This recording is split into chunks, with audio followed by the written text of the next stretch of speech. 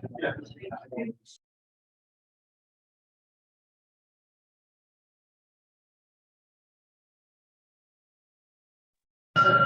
people on Zoom and welcome everybody here to the August 29th meeting of the Rotary Club of Raleigh. I'm Tom Packer, your president this year, as long as you'll have me.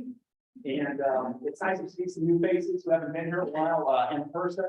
And I checked the computer screen before. It's great to see the folks on Zoom. So without further ado, as we usually do, we'll start our meeting with an invitation to Tommy. So I clear the documents.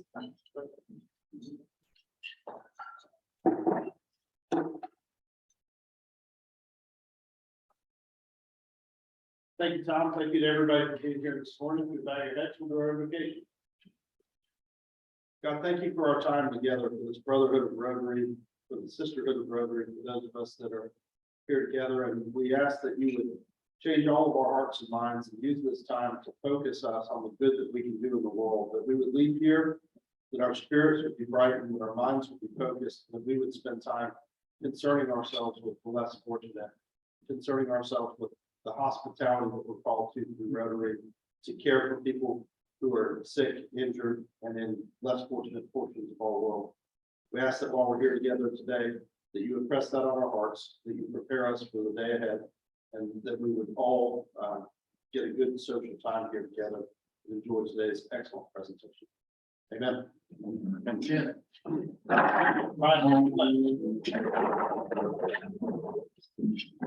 Allegiance to the flag of the United States of America and to the republic for which it stands, one nation, under God, indivisible, with liberty and justice for all. You may be seated.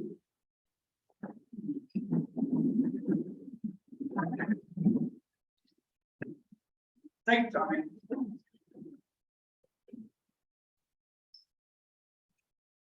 I know we have, other than our speakers, we have at least one guest here today. Tyler, before you get to comfortable sitting down, would you please come up here and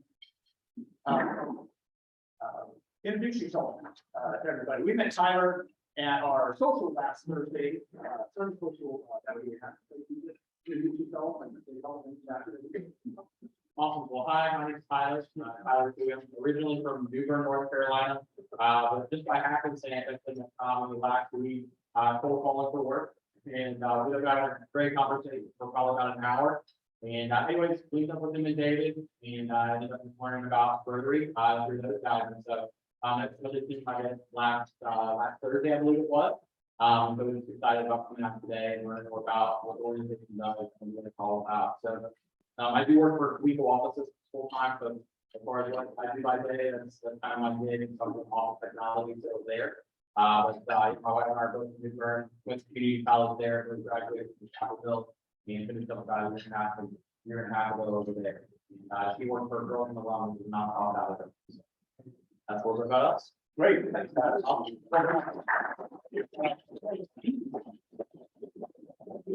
I think it was great. There's Tommy that Tyler showed up at Tommy's office and discussing doing business together possibly. And Tommy said, well, I'm not quite sure, you know, like what you're selling right now, but I'll come to a Rotary meeting. That's a good commercial thing. Like remember to remind everybody, this is our second week that we've had our new red buckets on the table. As you recall before, we had the blue card buckets, but we call these Joe Red buckets. DA standing for Dementia Alliance, North Carolina. So please put any loose change, coins, dollar bills that you have in there. I know people don't carry as much change and dollar bills as they used to previous to. That's why next to the buckets are the little pieces of monopoly money, and you can just sign your name on the back and you will be billed for the amount. And you can cross out the amount if you want, like $1 or $5 or any amount you want to put in. So that's just a reminder for why these are around the red buckets. And Tiffany, on my piece here, I know you said you were bringing a guest. Is it your guest? No, it's not. Oh, okay. Eric, they started. I brought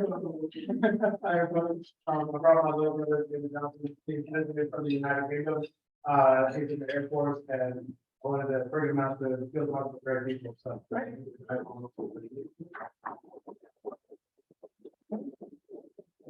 And we'll come to, Eric Jones just said he brought his, little runner from the UK over, and I had one today, so welcome, thank you, Eric.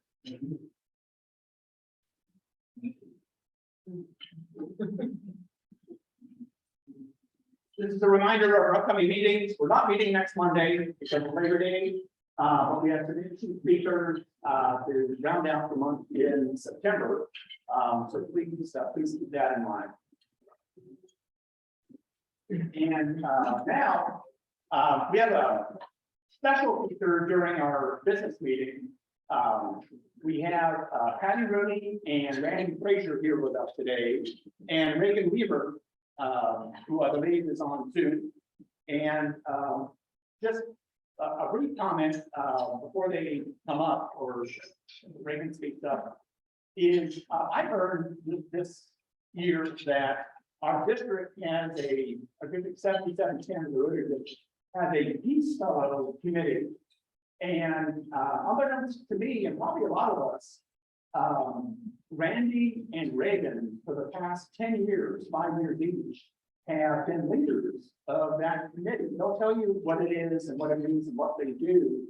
And Reagan has recently stepped down, and Patty has assumed his leadership position with, and it's not just a district-wide position. And for 10 years, Randy and Reagan sort of toiled in obscurity, making it difference so people's lives and selecting who gets in, was able to go through the Peace Fellows program. So we thought we'd take a few minutes during a meeting to learn more about the Peace Fellows committee in our district and what Randy, Reagan, and now Patty will be doing in the future, representing our club and doing some good trying to promote peace and stability throughout the world. Patty, would you like to come up?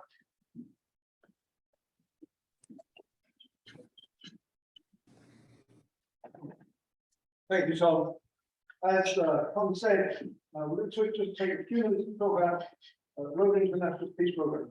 We know that there are lots of things that Rotary is well known for, including our fight against polio and some of the other efforts that we make throughout the world. The world polio, World Peace Eradication, sorry, not polio eradication. The World Peace, however, is not as well known or well understood within our Rotary family. So we thought we'd take a few minutes today just to explain to you. So we're going to kick off with Reagan, who's going to say a few words about the history of the whole program. Reagan. Am I audible? Can you hear me? Yes. Yes. Excellent. Great. You know, we belong to an incredible organization. We've got over 1 million members and over 30,000 clubs and 500 districts and touching 180 countries of the world. That kind of organized fellowship gives us the ability to make a difference. And that's what I think a lot of us are looking for from Rotary.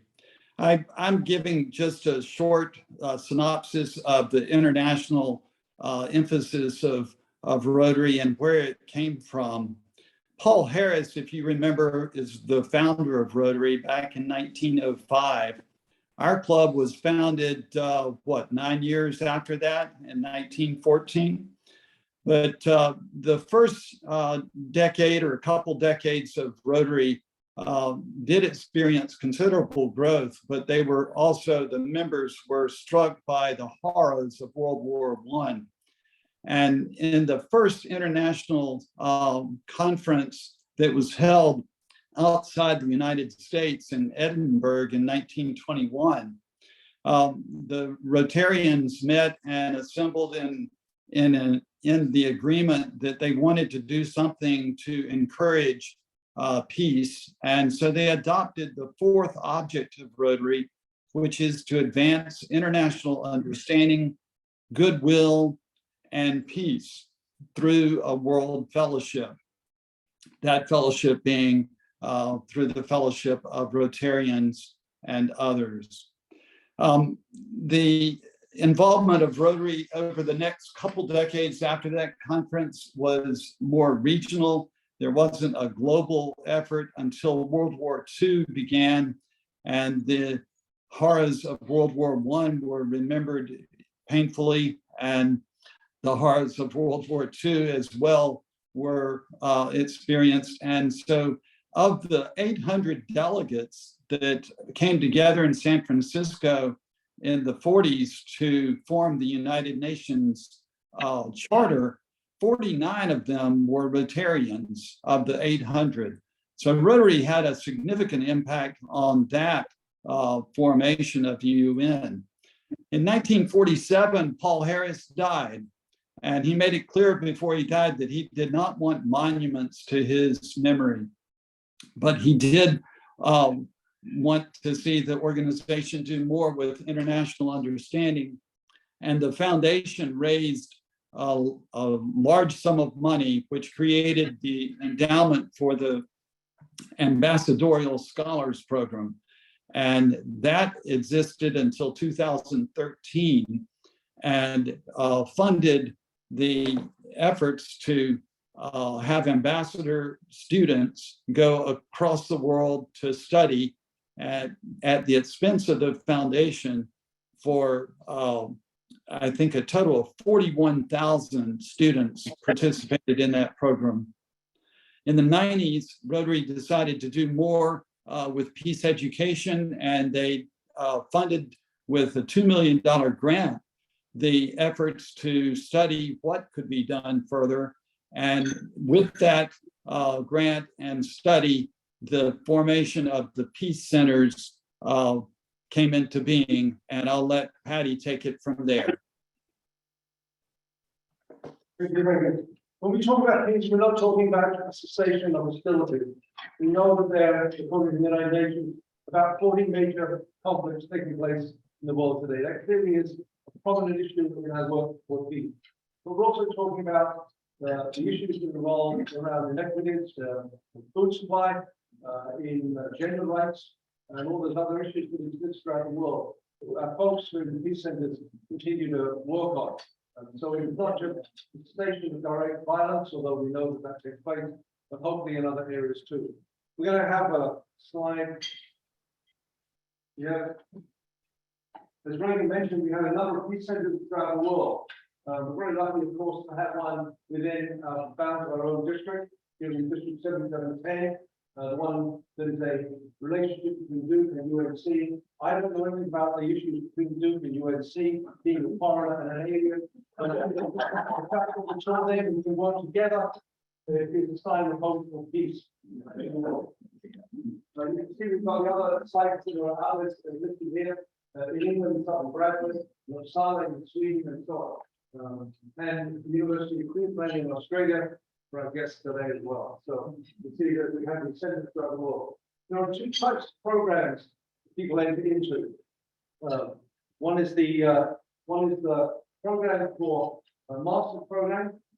You can see there are about 50 fellows per year at the center, and that's a 24-month course, which is used then to provide an opportunity for those folks to learn what they can about the fellow program. In the study program, there's about 80 fellows per year, 20 per group. That's a one-year program. The distinction really is this is the master program at the top, and the critical program at the second level.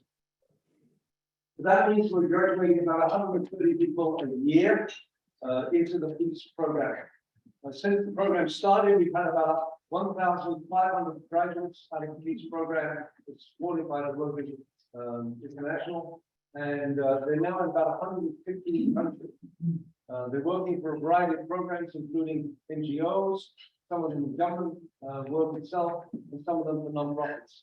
So these 1,500 folks who have gone through our programs have really learned, and they're sharing the gifts that they have now to be able to make the world hopefully a better and more peaceful place. With that in mind, I'm just going to have Randy come up to talk a little bit about what we do here locally.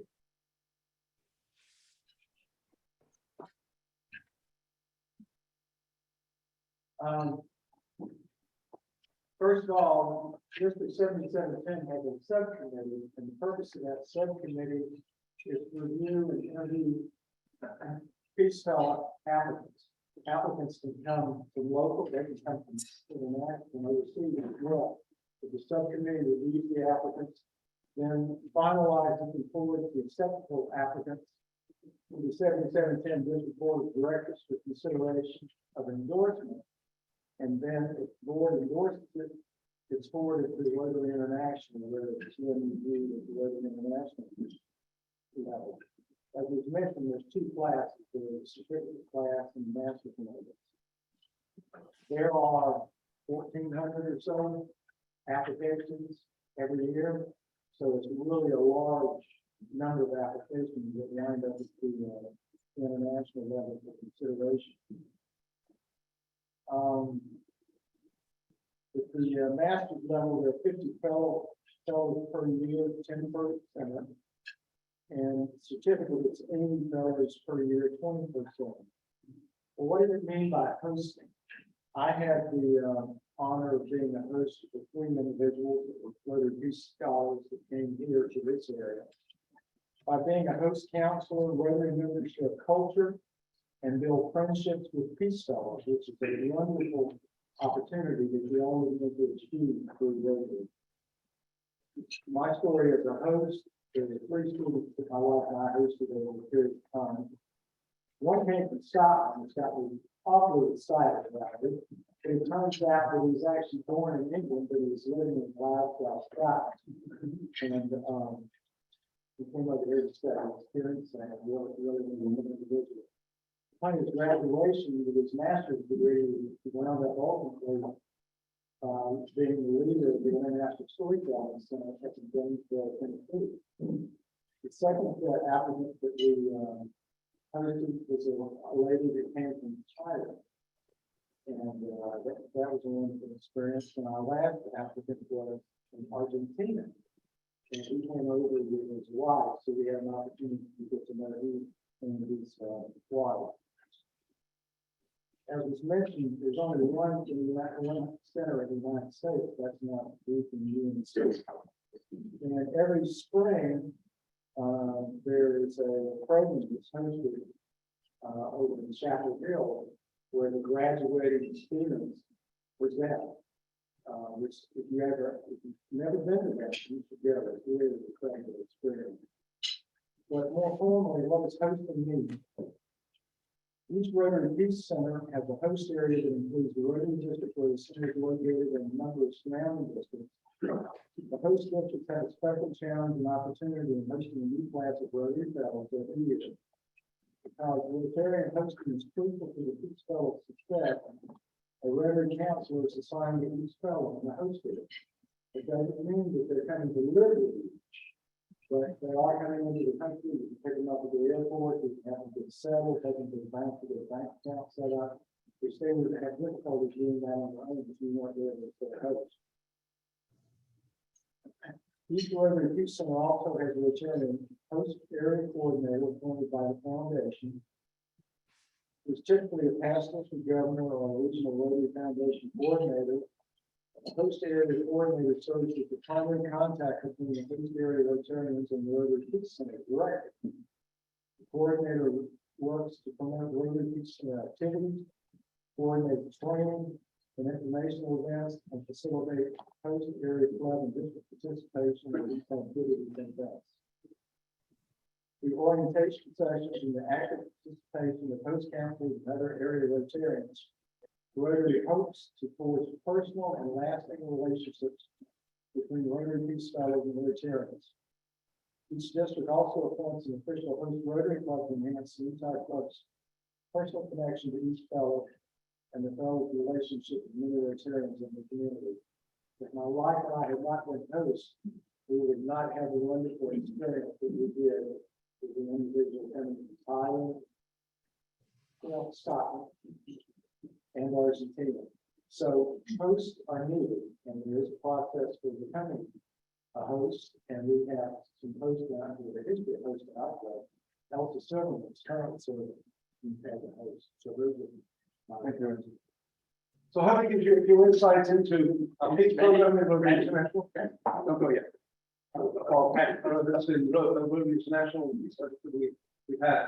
And as Tom mentioned at the beginning, we have to, I think, acknowledge the work that Randy and Reagan have done over the last 10 or more years on behalf not only of Rotary International, but our district and representing our club to support the work. So if you, I'd like you very much if you would join me in thanking Reagan and Randy for their work. And just before you do that, just one moment. Enter Patty, next to Randy. Before we do that. They say that real character is what you do when no one's looking, what you do and how you act. And well, Randy and Reagan in particular, we haven't been looking for 10 years as to what they've been doing behind the scenes, having an impact on all these young people's lives and on the Peace Center. So on behalf of the Rotary Club of Raleigh, we'd like to present them with the Distinguished Service citation, with Patty accepting on behalf of Reagan on Zoom, and Randy. From the club. Thank you very much. Now, okay,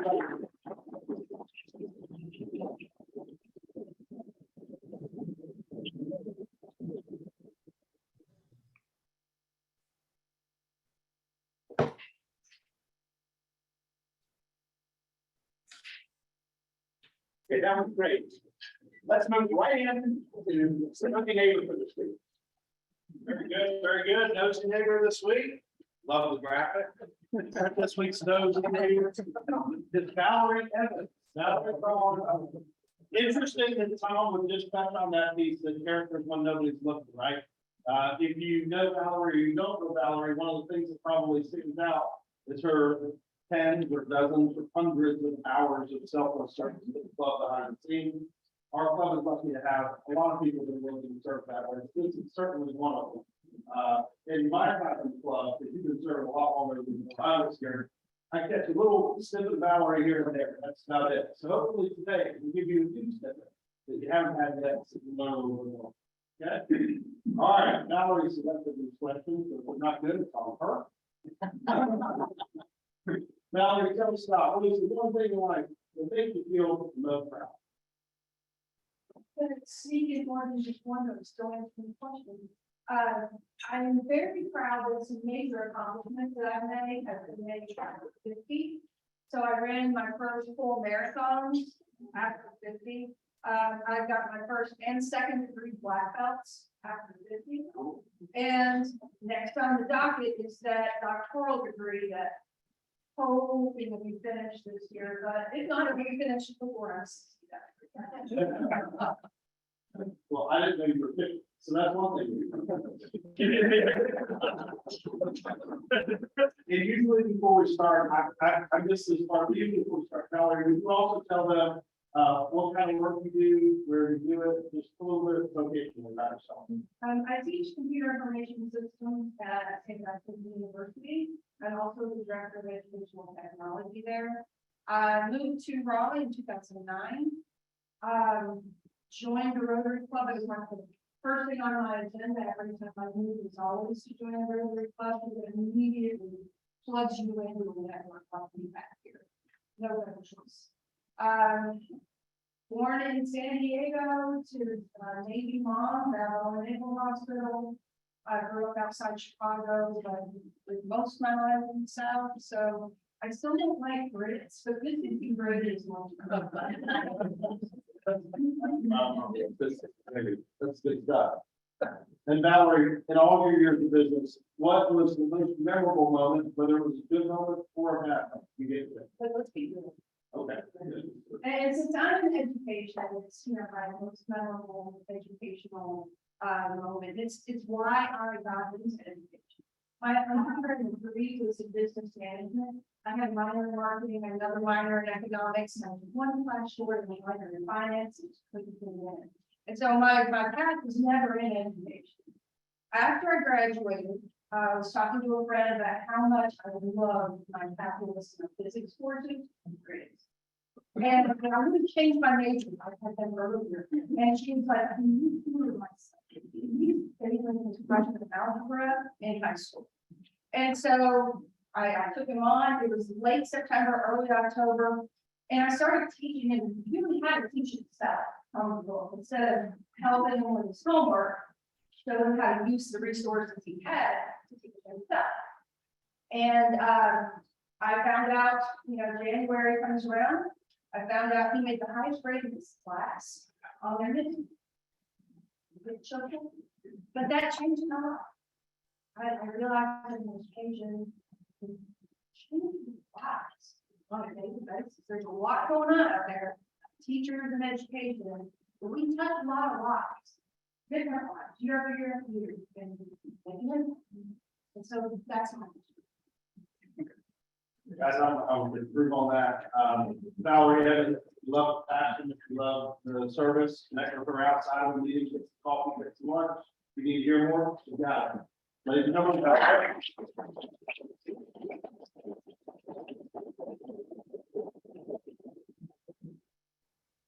Our next service event is if you respect first responders, especially on the weekend of 9/11 and remembering that what happened, I guess, 21, 22 years ago, and would like to thank first responders and also like horses and kids. This is a chance to serve the community. Sign in in today's bulletin. So please keep that in mind to get the people out and give them a special day that they really deserve.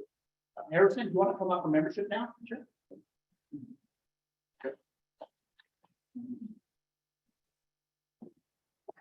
Happy Monday, everyone. Real juicy. That's your younger brother? Yeah, that's my baby. What's that you that? I know. It's throws me for a loop. If we had more time, I would love for you to come up and just share your embarrassing story after story. We don't have room. So, thank you guys for everyone being here today. For our guests, I appreciate you making time to come out. Tyler, it's awesome to see you here, especially from point of Serve Social. We will talk about in just a moment. But first, I wanted to have a second reason for Brandy Root. She could not be here today, but as a reminder, Brandy, she is a graduate of NC State University with a degree of interpersonal communications, and she now serves as the vice president and private banking officer at Town Bank, specializing solely in nonprofits. She is got over 20 years of experience in nonprofits. She has a heart for community. She's a phenomenal member of Rotary Club. So look forward to having her inducted soon. And next we have an induction for Sean Holden. Sean, if you would come up as Terry, if you would join me, please.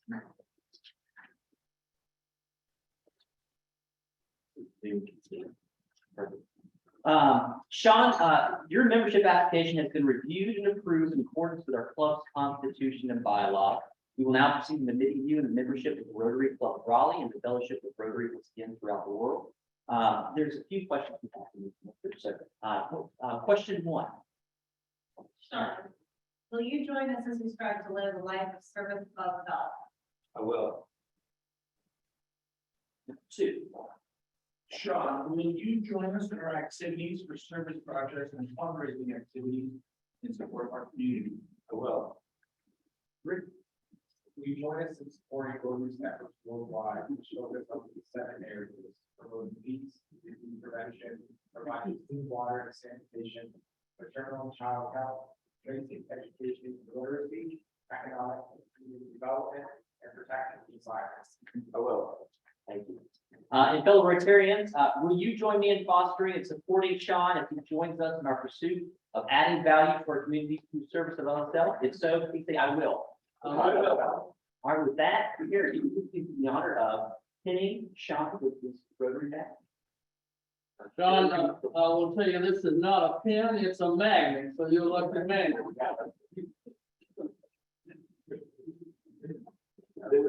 And with that, everyone, will you please join me in welcoming Sean to Rotary Club of Raleigh?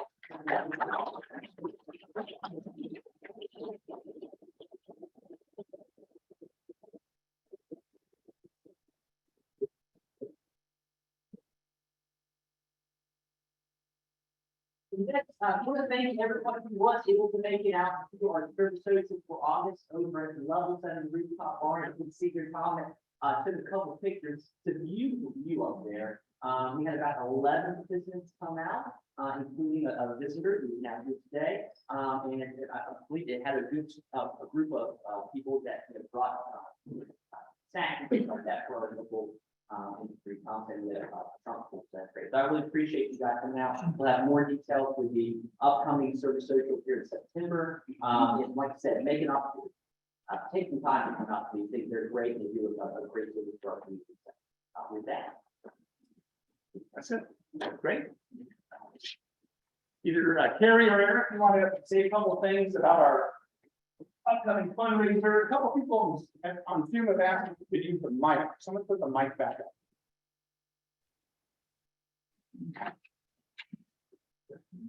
up. So we are going to hold a fundraiser on October 27th at the City Club in Raleigh, where we used to meet for our old meetings, favorite place in Raleigh. And what we're going to be doing is we're going to have a silent auction. We're going to be inviting the Young Professionals Network from the Chamber of Commerce. And that's going to be from the Downtown Club as well as the North Raleigh Club. And we're also going to be looking to invite the young executives from the City Club to join us and learn a little bit more about Rotary. I also want to invite a bunch of you from the membership and try and get some of you out there so that way then you guys can talk to them as well, because you guys have a different experience than we do now that comes to lunch. This fundraiser is going to be for end polio. It's going to be for the Gift of Life, and it's also going to benefit the Rotary Foundation. So those three are very big, and they're going to be our big push for this fundraiser. And our goal is going to be to raise about $10,000. So we're going to be looking to get a couple of donations for some silent auction gifts. Anything will help. And we're also going to be doing a couple of theme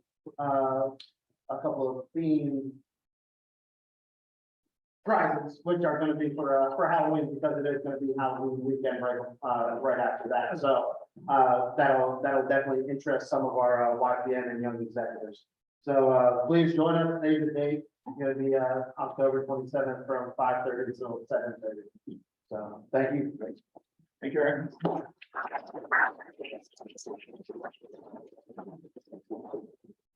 We had a fun Saturday afternoon at Packapalooza with our Rotary Club. There we are, our member, Candy Woodson, joined us for a while, and we had a lot of students and generated a lot of interest. Here are a number of birthdays and anniversaries. Most specifically, we'll single out Reagan. Since he was featured earlier, it's Reagan's birthday today, and as you can see, we have a number of other birthdays and anniversaries. And with that, I thought it was a nice coincidence for our speaker today, especially with their last name and what we were just talking about earlier. It fits in, I think, with what Randy, Reagan, and Patty are doing. But I'd like to introduce our speaker for today. Caroline Makepeace is here with her husband, Craig Makepeace. And just by way of short formal introduction, they're the founders of thisisraleigh.com, a successful and popular online newsletter about Raleigh. And they've been successfully blogging full-time with kids since 2010, have worked with the largest travel brands around the world, have been invited to attend a couple of White House travel blogging summits, which I didn't know the White House through, but they do.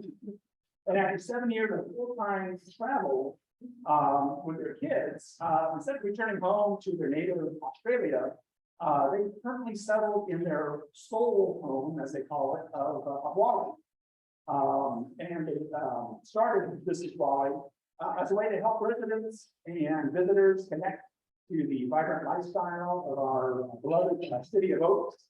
And Caroline in particular has been a featured speaker at conferences around the world on topics ranging from family travel to blogging and social media. So please welcome Craig Makepeace and his wife, Caroline. Thank you.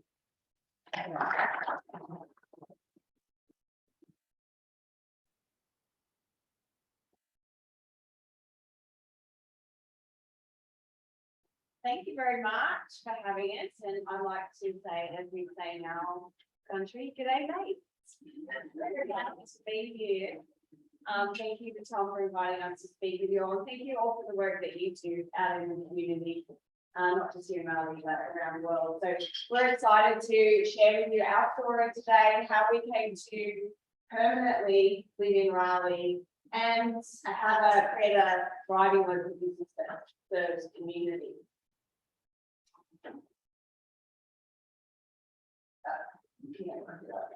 Okay, so when people find out that we're Australians living in Raleigh, there are two things they typically will always say to us. And so I'm going to address those now. The first one is not really relevant at all, but I know that you're all it. So I think we need to uncoil the snake. So many people say, I would so love to visit Australia, but everything there is going to kill me. And we look at them quite in shock. It's like, what do you mean? Like, I'm 46, I've never been injured at all by an animal. So we're very shocked, and we're here to tell you that you don't have to worry. It's very safe in Australia. Last night we saw an Irish comedian, and he told a story about his wakeboarding experience in Surfers Paradise, which is known to be one of the most bull shark infested waters in the world. And we were like, yes, that's our country. But you guys, you have grizzly bears, so I don't know why you're worried, but we do have drop bears in Australia, so you might want to Google that before you go. The second thing they always say is, but you're from Australia, why are you living in Raleigh? And I get it. I mean, look how beautiful our country is. And I spent, I'm going to share that in a minute, but almost a decade traveling around the world and never really exploring our own country. And then in 2013, because of our travel blog, we traveled around the country for 18 months in a tiny travel trailer with our two daughters who were then 6 and 2. And our business really exploded because of it. But what was so great about that was we finally got to explore our own country. We finally got to see for real how beautiful our country was. And we fell in love with it. It was a love from experience, not a patriotic pride. And I think they're very different things. So we're very grateful that we were able to do that. It's one of the best decisions that we have ever made in our life. So yes, from the outside looking in, it does seem pretty bizarre that we would leave a near perfect climate, some of the best beaches in the world, the best seafood and coffee in the world, without a doubt, a laid-back culture, and of course, our family and friends. But when it comes to matters of heart, some things just can't be explained, nor do they make any sense. I've always been a believer in following your heart or going where life guides you. And we're not really taught to do that. We're not taught to create a life where your values are at the center of it. So it's very unorthodox, and it might seem like it's full of a lot of risks. But what you end up having is this life that is filled with surprises, unexpected twists and turns, and you're really given the freedom to discover who you really are and express that and figure out how you work in a global interdependent world. And I know as Rotary Club members, you all understand the value of global perspective. So in 1997, 3 days after I graduated from university with a teaching degree, I moved to London. Long story short, I immediately fell in love with living as a foreigner.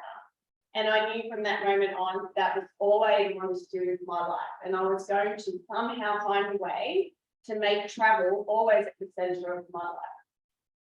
And about 3 years later, after 3 years adventuring across Southeast Asia and Europe, I returned back to Australia just to check in, save some more money to leave again. But then I met Craig. My departure was delayed. But thankfully, Craig was also a lover of travel. and he was a professional rugby league player. So he traveled a lot because of his football career and in the off season as well. So thankfully, it was kind of a good match because he really wanted to travel as well. So in 2002, 3 days after we got married, we took off for what ended up being a 5-year honeymoon. It wasn't all play though, I'll be honest. Our strategy for sustaining this travel lifestyle is to live in other countries. So if you're going to be working anyway, why not do it in a foreign country? You can earn the local currency, make every day adventurous, and then you can explore those areas that you're living in nearby. So we lived in Bangkok and Dublin, and we explored Southeast Asia, the UK, and Africa. And it was while we were living in Dublin that I came across a tiny ad in the Teachers Union magazine. I don't even know why I was reading it, the Teachers Union magazine. It wasn't very exciting, but I found an ad advertising to teach in the USA. And so we decided to jump on that opportunity. The first 3 episodes, we have a podcast called This is Raleigh. The first 3 episodes share this long story. I'm going to give you the short version because it was no easy task to direct A to B. We had a lot of challenges along the way to get in here. But we were randomly, I was placed in the school, South Smithfield Elementary in Johnson County. Both of us, we didn't know anything about Raleigh really. So we were quite nervous about what this adventure would be. But we're always open for adventure, so we were excited to come here. So that was in 2004. Before this, I had been traveling pretty much non-stop since 1997, and I had never really felt called to lay roots anyway. I was very happy traveling and exploring the world. And a very strange thing happened. I arrived in Raleigh to the airport, jumped on a shuttle bus, started going to my hotel, and on the freeway, I looked out the window and saw the pine forest on either side of the highway.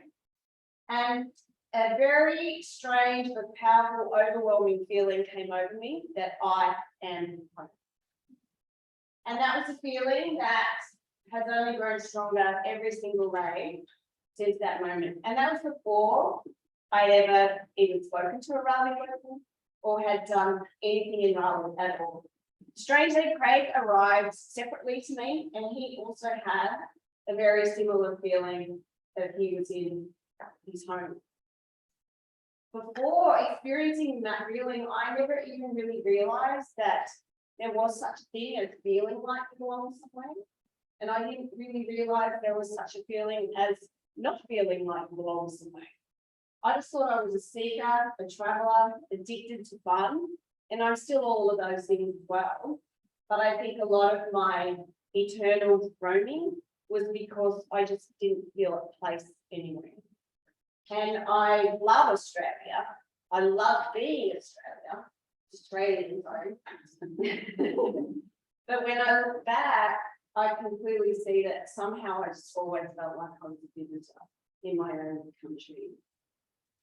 So our mission then became, how do we make Raleigh our permanent home? And the answer was, it's impossible. But just because you can't see the path doesn't mean that it's not there. And you've just got to trust in following where life guides you so that path can be revealed. We returned back to Australia in 2006 and we had our first daughter, Kalara. Both of us were pretty miserable actually. We missed Raleigh a lot. And so when our daughter was 9 months old in 2008, we decided to return on that cultural teaching exchange program. It was the only way that we could be here on a J1 cultural exchange visa. During this time, here at all the podcasts, we went through an awful financial crisis. And it was during the GFC, so that really hit us a lot. And we had to go home in 2010. So once again, we were devastated because we had to leave Raleigh. And our options were all pretty much gone as to us being able to return and live here.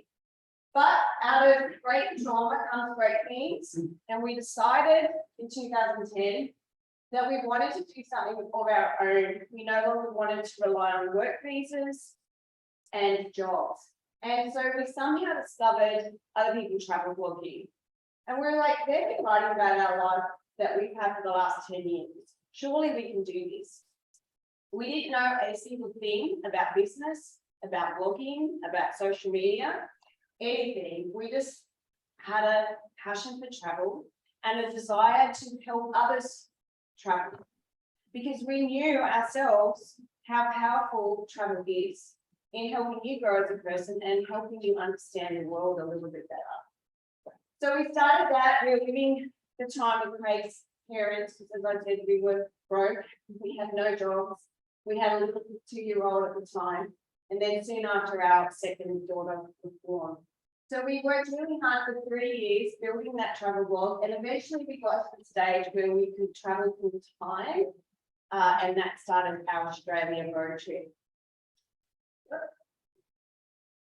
And so since then, we were traveling 7 years for full time with our daughters. And when we first fell pregnant, we were shocked about how the delight people took in telling us that our travels were now over because we had kids.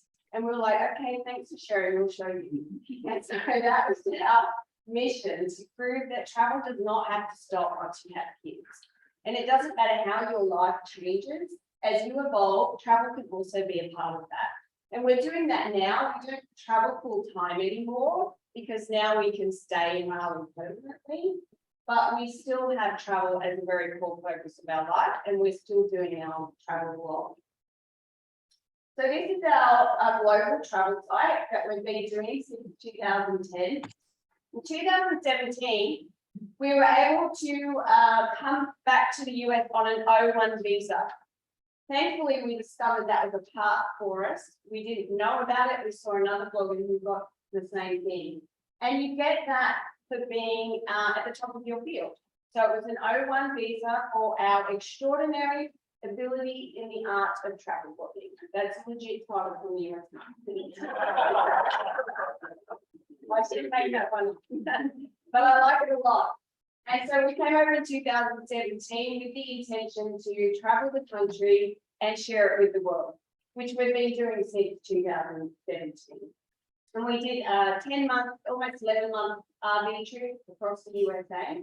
And during that time, we learned from our immigration lawyer that it was going to be really easy for us to flip that O1 visa over to a green card. We made the impossible possible. We had no idea how to do it. We just followed our calling. So in 2020, during the pandemic, we received that green card. And so how do we build this business? Well, we had to use our skills and experience to help us. As I said, we knew nothing. And it was very, blogging back then was in its early stages, so nobody knew anything. So we had to really blaze the trail, and we literally got up every day and threw spaghetti at the wall to see what stuck. And so something stuck for us. But because of our travels, we know how to connect with strangers. It was a survival skill for us, really. We know how to uncover the personality of a destination.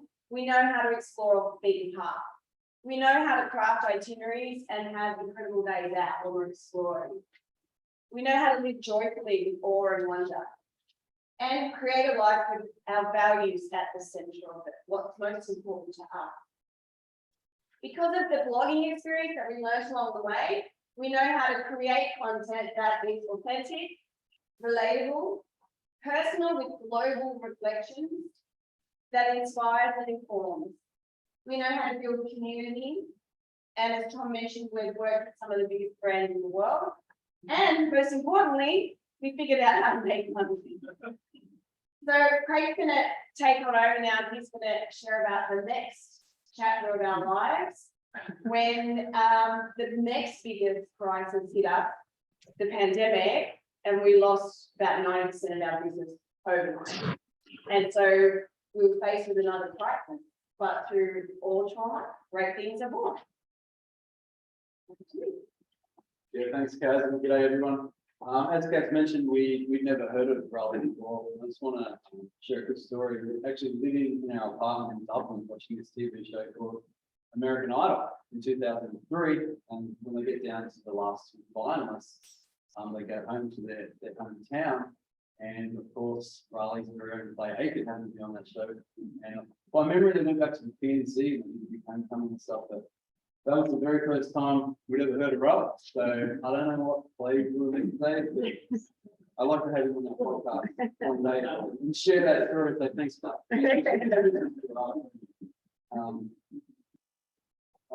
has anyone been on thisisraleigh.com, heard of that website before? Okay, cheers. Thank you. That's okay. Hopefully we can inspire you to check it out after today. But yeah, at the onset of the pandemic in 2020, it was like April, because we couldn't travel internationally with our global website and couldn't even really travel out of the States. It gave us the time and the means to create another website. We always wanted to do a niche website on Raleigh and share the love. Ever since we first moved here, as Kat said in 2004, we said Raleigh is America's best kept secret. Obviously, the secret's well and truly out now. But we love to share the vibrancy and get everyone engaged in the news and, you know, participate in all the awesome things that Raleigh has to offer. So who and how can we help? We create content through our blog and social media for residents of Raleigh. You know, whether it's in Raleigh, Wake County, or even the Greater Triangle area. We even had someone email us yesterday, and they've been living in Raleigh for 15 years, and they said, "We've never heard of half the stuff you guys have done." So if we can encourage and inspire people to get out in the community and embrace it that way, that's awesome. I always say to people, if you don't have the time or means to travel, just start in your own backyard. You've got a great backyard there. Business to Raleigh, obviously people coming here for the weekend to go to a sporting event, catch up with family, or check out one of the colleges. We create itinerary guides on how to do that, because we know travel planning is time consuming and overwhelming. People who are relocating to Raleigh, obviously that's been on the chart for the last couple of years. And through our podcast, we shared our story about buying our own, we purchased our own home here last year, doing all the craziness, which was fun. And so we like to help people figure out the neighborhoods, you know, the neighborhoods for kids or if you're a young professional couple, etc. We also have information on Wake County schools. We can interview the next bit about that, because putting our kids in school here is also overwhelming. All the different options. And local businesses, we love to share local, so we're always out, you know, whether it's a local coffee shop, brewery, restaurant, you can find us hanging out quite often. Other content pieces, like all the things to see and do in Raleigh, where it's with kids, where it's the green mile trails, the lakes, festivals and events, the restaurant, the food scene, as you know, has really been thriving the last couple of years.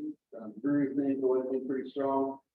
Itinerary guides, as I mentioned, we've got a 48-hour guide to Raleigh, we've got guides to the Warehouse District, North Hills, downtown Cary, downtown Apex, North Person Street, and many more to come. Vacation ideas, one of our most popular posts on the site is 15 days in Raleigh. I mean, as much as we love being in Raleigh, you guys obviously do. It's always nice to get away. And but we also create content not just on Raleigh, but within like a 4-hour drive radius. Local stories, that's mostly to do with our podcast. We chat about our own Raleigh story in our podcast. We also love to interview people in the community, whether they're local business owners, sporting people, you name it. So if you know anyone who's got a great story and doing some cool things in Raleigh, we'd love to have them on the podcast. And we've recently started having in-person meetups. Particularly after the last couple of years, we all spend way too much time online. So we always love to live locals. You know, locals know the best. We love to. It helped us so much living in 5 countries, and we didn't know where to start. So whether you're a Raleigh local or someone moving here or just visiting for a weekend, please come along to one of our monthly meetups. Where you can find us, so I mentioned our podcast. We have a podcast. The goal is to put an episode out per week. It doesn't always happen, but we're getting there. Instagram on the far right there, we do most of the social media on Instagram, we do photography, we do short form videos and stuff like that. YouTube channel, we're building that out as well. It's got all our podcasts. We don't also, when we do our podcasts, it's not just video, we do video on YouTube. TikTok, recently converted TikTok. Carolyn's doing her best with that. And all that spare time. Shenanigans that goes on there. Of course, Facebook and like our blog. Our blog's always our home with pregnancy.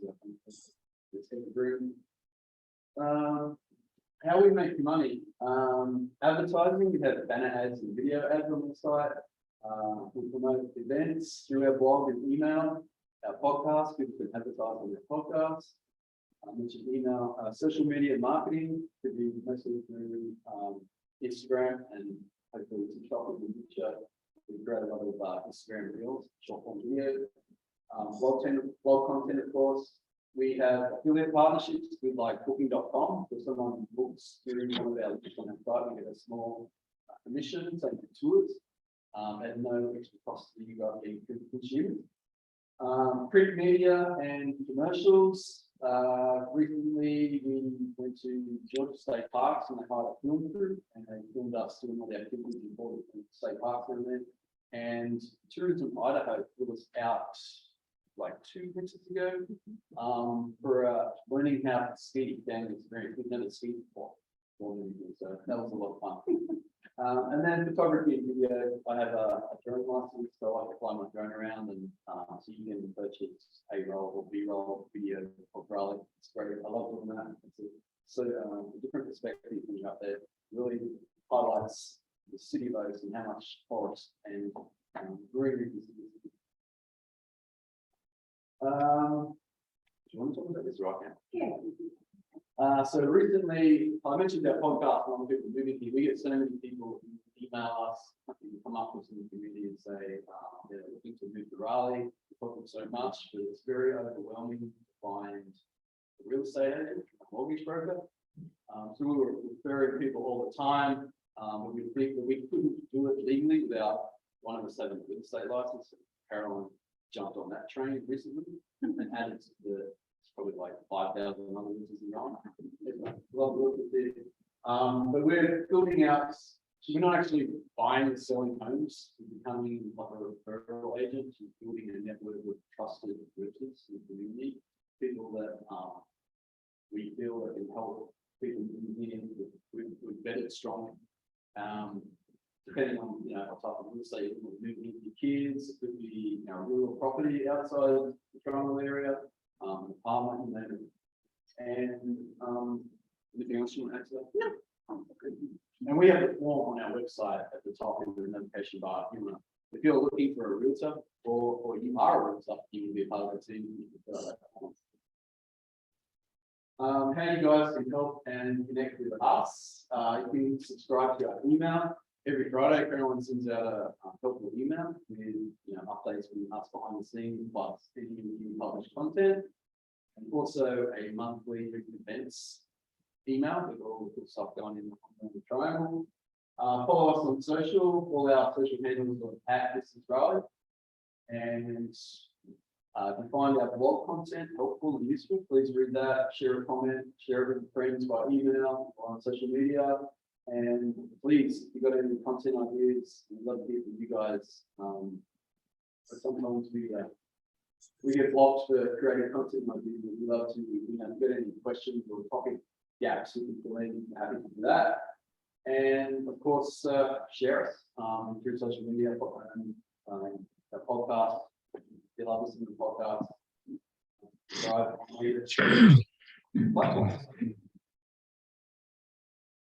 All right. Thank you. 20 years, our journey started here, and there's a lot to create in 20 years. There's a lot of gaps. Any questions for Carolyn and Craig about their long life journey and any of their soul family Raleigh? So for you guys, I got a question. So you guys made your life around doing what a lot of us do for vacation or leisure. What do you guys like to do to take time off? right? Is it travel more, or is it, I just want to sit at home and do. Yeah. We haven't had a day off in 12 years. We would like to travel again, just purely for travel fun. We definitely haven't done that in 12 years. So I think for us, it probably would be just to relax at home. We can't switch off. We say all the time. Like last year, we went to Boone for Thanksgiving and rented a house, and we're like, okay, this is purely just a family trip. But we got there and it's like, Boone is so wonderful. I can't wait to share this. And so we just slip into, I'm going to write this blog post and this blog post, and it's something you're passionate about and you love. So it's just kind of fun for us to do. Don't really feel like I need a break from. Yeah. But we did go to London, Oxford and Bath for 2 weeks in April, and that was probably as close to a vacation that we've had in a long time. We just switched off and just engaged with the place. It was awesome. Well, Caroline and Craig, you have an amazing lifestyle. Thanks for sharing it with us and bringing it to Raleigh. This is a small token of our appreciation. Mug from the Raleigh Club. I think on the back of it, they have our 4-way tips, which we're about to recite. And so it's what we live by. And, We need to know which style. I like this.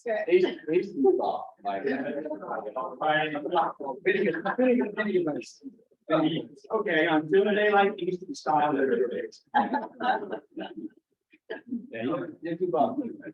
Thank you very much.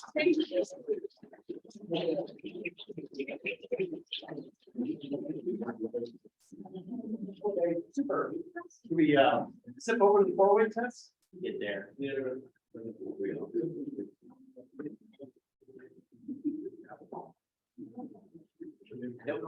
Tom, I'm sorry. That's all right. I'll leave. So, stand with the 4-way test, and of the things saying you do, isn't it true? Is it fair to all concerned? Will it be beneficial to all concerned?